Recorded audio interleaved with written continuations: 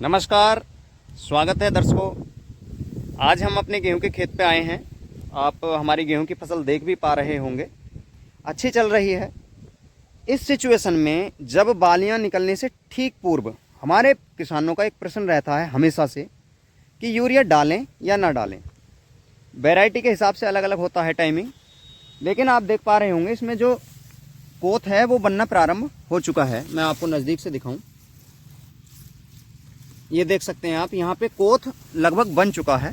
अगले 15 दिन के अंदर अंदर लगभग 20% बालियाँ इसमें आ जाएंगी। तो ऐसी सिचुएशन पे हमारे किसान भाई अधिकतम यूरिया देते हैं, और हम सभी जानते हैं यूरिया का एक ही काम होता है, फसल की बढ़वार कराना और साथ में ग्रीनिंग कराना, यानी पौधे की लेंथ को बढ़ाना।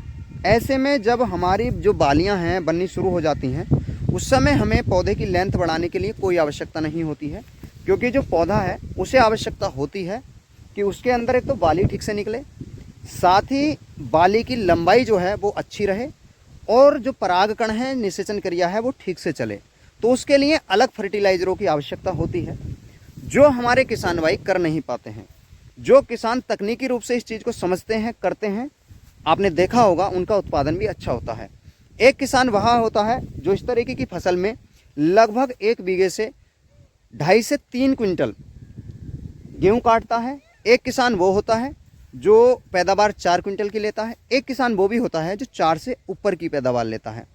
अब ये जो कैटेगरी हैं वो इसी आधार पे हैं, जो तकनीकी रूप से चीज़ों को समझ करके खेती कर रहे हैं वो उत्पादन ज़्यादा भी लेते हैं। जो केवल परंपरागत तरीके से कि भाई बालियाँ निकलने से पहले एकदम से यूरिया डालिए और एकदम से खेत बाहर आ जाएगा, तो उसमें होता यही है कि जैसे ही आप यूरिया डालेंगे बालियाँ निकलने से ठीक पहले, तो यूरिया एकदम से इतनी वर्क कर देगा कि जो बालियाँ बननी चालू हुई थी, अभी पौधे के अंदर थी, उन्हें एकदम से ऊपर फेंक देता है। तो जो होल्स बनने होते हैं बाली के अंदर, आपने देखे होंगे दाने वाले जो होल्स होते हैं, अगर वो ज़्यादा बनने होते हैं तो एकदम से फेंक देता है, तो वो कम बन पाते हैं। तो ये नुकसान हमारे किसान भाइयों को सीधे सीधे होता है।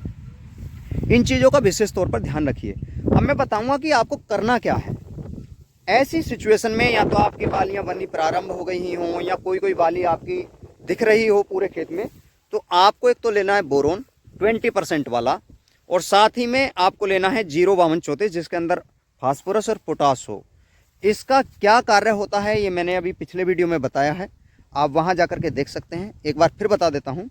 पोटास आपकी यील्ड को इंक्रीज करता है, उसकी शाइनिंग को, और पौधों को मतलब प्रतिरोधी बना देता है सूखा प्लस ज़्यादा जल भराव के प्रति, और तने को मजबूत करके रखता है, यील्ड भी अच्छे से आए, मजबूती से आए, ये सब कार्य करता है। जो फास्फोरस है वो जड़ पे वर्क करता है। आपका पौधा जब बालियाँ बन रही हों, बालियों में दाने बन रहे हों, तो उस समय जो ऊर्जा की ज़रूरत है, भोजन की ज़रूरत है, वो जड़ों से होता है, और जड़ों पर सुचारू रूप से कार्य करने के लिए फास्फोरस होता है। बोरोन आपके परागकण को निषेचन क्रिया में भाग लेता है, यानी हर होल्स के अंदर दाने अच्छे से बने, अच्छे से आपकी यील्ड बने, उसके लिए बोरोन कार्य करता है। तो आप यूरिया ना दे करके जो मैंने बताया है बोरोन 20%, और साथ ही में 05234 जो NPK की फॉर्मुलेशन होती है, किसी भी कंपनी का ले सकते हैं, 1 kg 1 एकड़ के लिए, और बोरोन की मात्रा आपको आधे से 1 ग्राम पर लीटर की दर से यदि आप ले लेते हैं और स्प्रे कराते हैं ऐसी सिचुएशन पे, या फिर आपकी बालियाँ निकल आई हों, आपको टाइमिंग नहीं लगी हो, तो उस समय भी आप डाल सकते हैं। तो निश्चित ही आप उस किसान की कैटेगरी में आ जाएंगे जो 1 बीघे से 4 या 4 से ऊपर का उत्पादन लेते हैं, यानी 1 एकड़ से आप 28 से 30 क्विंटल का उत्पादन ले सकते हैं यदि इस स्टेप को आप फॉलो करते हैं। बाकी ये जो फसल चल रही है हमने उसी तरीके से इसे बनाया हुआ है। अब इसमें हम भी बोरोन प्लस 05234 का स्प्रे डालवाने वाले हैं, जिससे हमें भी इसमें उत्पादन अच्छा मिले। बाकी आप देख सकते हैं फसल अच्छी चल ही रही है, और देख करके बता सकते हैं। दोस्तों, कोई भी जानकारी आपको वीडियो के माध्यम से चाहिए हो, कमेंट सेक्शन में छोड़िए। आप किस विषय पर वीडियो चाहते हैं, और हमसे जुड़ने के लिए हमारे यूट्यूब चैनल को ज़रूर सब्सक्राइब करें, जिससे हमें भी थोड़ा सा प्रोत्साहन मिले, और हम आपके लिए अच्छी अच्छी जानकारियाँ तकनीकी रूप से लाते रहें, जिससे हमारा यूट्यूब परिवार भी इंक्रीज़ होता चला जाए, और हम अपने किसानों को बेहतर जानकारी दे पाएँ।